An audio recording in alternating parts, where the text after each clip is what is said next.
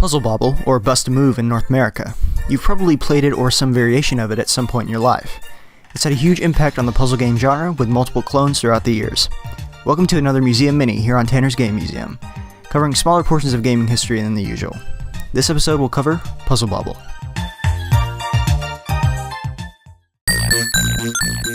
If the characters in Puzzle Bobble look familiar to you, you might be familiar with Taito's Bubble Bobble, released in arcades in 1986 and ported to countless platforms.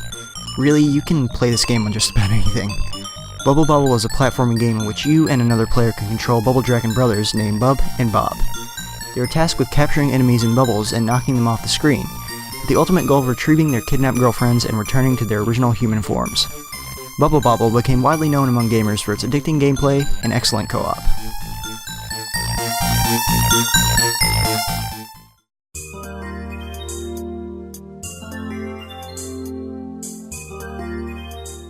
Bubble Bobble also became well known for its numerous sequels such as Rainbow Islands and Parasol Stars, as well as a spin-off, Puzzle Bobble.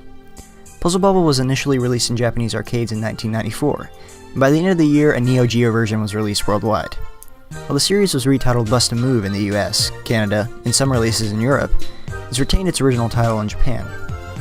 The gameplay consists of controlling your little Bubble Dragon buddies, who control a pointer. The pointer loads and shoots a bubble of a random color. Technically you're controlling the pointer itself, but it's more fun to think you're playing as these little guys. Anyway, the arena fills up with bubbles and it's your goal to shoot the bubble in the pointer, at bubbles of the same color. If you form a group of 3 or more bubbles, they'll pop. Your end goal is to clear the arena, which is complicated by the top moving down slightly as you play. If any bubbles touch the bottom of the screen, you get a game over.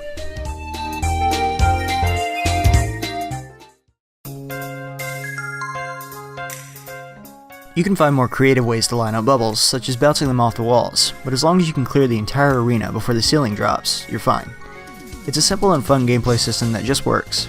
There's also a multiplayer mode in which you attempt to clear your arena before your opponent. If you pop a group of bubbles, these are moved to your rival's arena for them to deal with, delaying them slightly. The multiplayer mode in these games is a big reason for their lasting appeal, as they remain consistent in most ports and sequels of the game. Puzzle Bobble has made a huge impact on the puzzle game genre, inspiring the likes of the massively popular clone Snood, which was essentially the Puzzle Bobble of PCs and Macs in the late 90s and early 2000s.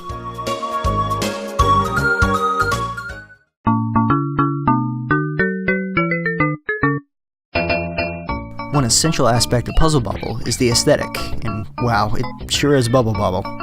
It maintains the cute characters, catchy music, and bright colors of its source, even adding in its own unique characters in some games. And if you're a fan of the franchise, you might see a few visual references thrown in here and there. It's really nice to see that Bub and Bob are still known and loved among gamers, and I have no doubt that this is at least partially due to the success of Puzzle Bobble worldwide. I'm not a huge fan of puzzle games by any means, but Puzzle Bobble is one of my favorite series out there. It shows that sometimes polished, simple gameplay that is accessible to everyone is all you need to keep your audiences coming back for more. I think this is a Taito classic we'll be coming back to for many, many years.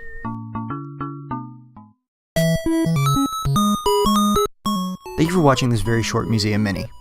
There will be another Museum Mini coming tomorrow, plus a full-length video next Friday, so stay tuned.